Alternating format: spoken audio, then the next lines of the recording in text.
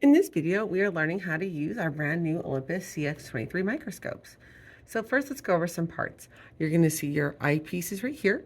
You're going to have 4 objectives: red, yellow, blue, and then the white oil, which is on the back side. So red, yellow, blue, and oil. We don't use this one, so we're going to only focus on red, yellow, and blue.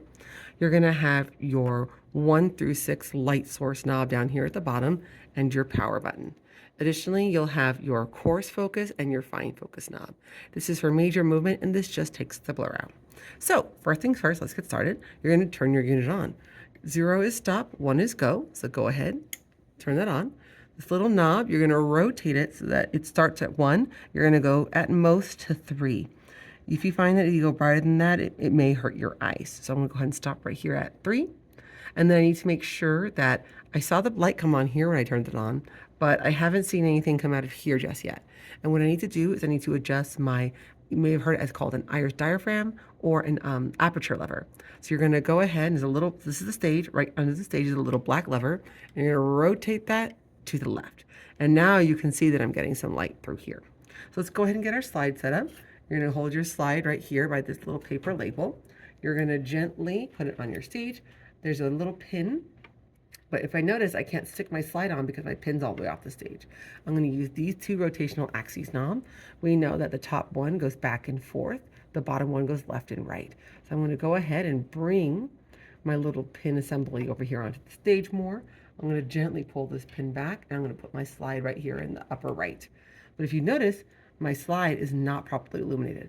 I need to go ahead, use my rotational axis knobs to bring my specimen so that's nice and well illuminated, pardon me. I can see a tiny little E. So what I'm going to do is I'm going to go ahead and teach you the top-bottom method. Normally you can scroll up and identify your specimen, but a really easy way is to go ahead and rotate. And by the way, this only works on red. Once we go yellow to blue, we cannot use this big focus knob. So you're going to go ahead. If you notice, oh, look, I can see. So remember how I said if it's blurry, I need to take the blur out?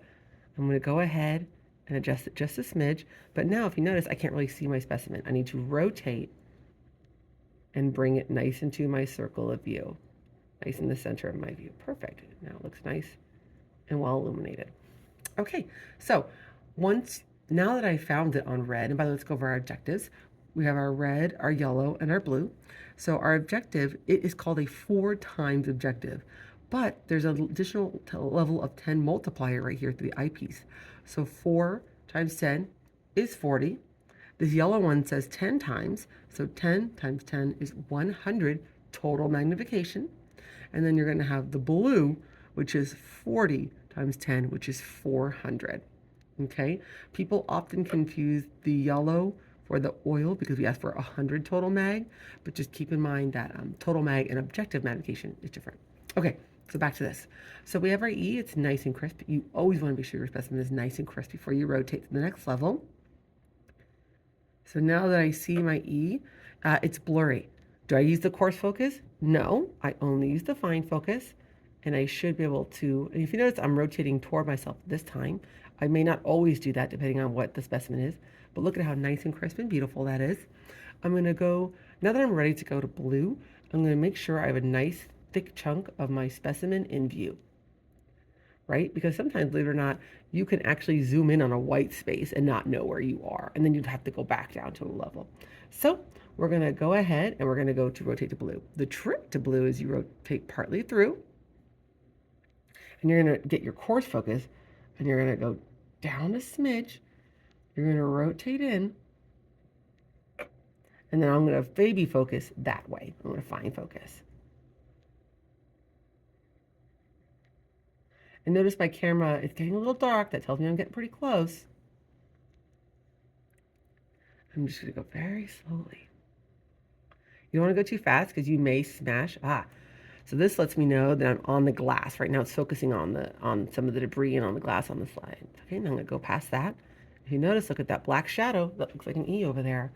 And I'm going to fine focus just a hair more. And sometimes your specimen may look nice and bright and crisp like this. And other times, because of how the ink is on the paper, it may not.